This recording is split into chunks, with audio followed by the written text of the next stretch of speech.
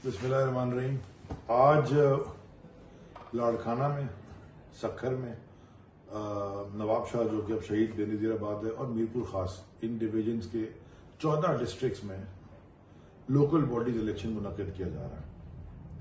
मैं पहले ईसीपी से कुछ सवाल पूछना चाहता हूं कि 2 दिन पहले मुराद अली शाह जो चीफ मिनिस्टर है, बिलावल जरदारी जो कि इस मुल्क की इंपोर्टेड गवर्नमेंट का फॉरेन मिनिस्टर है, इन्होंने लाड़खाना में एक फंक्शन किया। क्या ईसीपी ने उनको कोई नोटिस जारी किया? पिछले 1.5 महीने से कई बयानात, कई स्टेटमेंट्स, कई वाकयात होते आए हैं, रिकॉर्ड होते आए हैं किडनैपिंग के, हमारे कैंडिडेट्स को, बल्कि हमारे कहीं कहीं तो प्रपोजर सेकेंडर्स को पुलिस की ब्लैकमेलिंग के, प्रेशर टैक्टिक्स के, यानी रियासत की सारी मशीनरी इस्तेमाल करके, रियासती दहशतगर्दी करके, डरा धमका के कैंडिडेट्स को बिठाया गया, कैंडिडेट्स को अगवा किया गया, उनके ऊपर झूठे केसेस बनाए गए।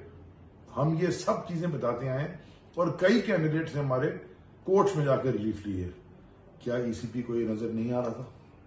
क्या रियासती मशीनरी का खुलेआम इस्तेमाल जो हो रहा है जरदारी माफिया के कैंडिडेट्स को सपोर्ट करने पे, क्या ईसीपी को ये नजर नहीं आ रहा था?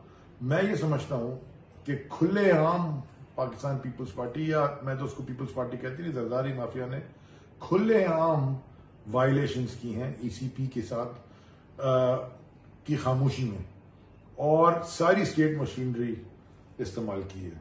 मैं तहरीक इंसाफ के सारे कैंडिडेट्स को कहता हूं कि आपने बड़ा जबरदस्त हौसले का मुजाहरा किया है, बहादुरी का मुजाहरा किया है। ये आप इलेक्शन ही लड़ रहे हैं, आप ये जिहाद कर रहे हैं, क्योंकि अक्सर जगहों पे आपको आपके साथ जो हो रहा है ये जुल्म के सामने खड़े होना जिहाद है। दूसरा, मैं सारी इंतजामिया को, सारे इदारों को कहना चाहता हूं पीसफुल इलेक्शन आज होने चाहिए, क्योंकि मुझे खदशा है इस बात का कि खुदा ना खास्ता कहीं वायलेंस ना हो।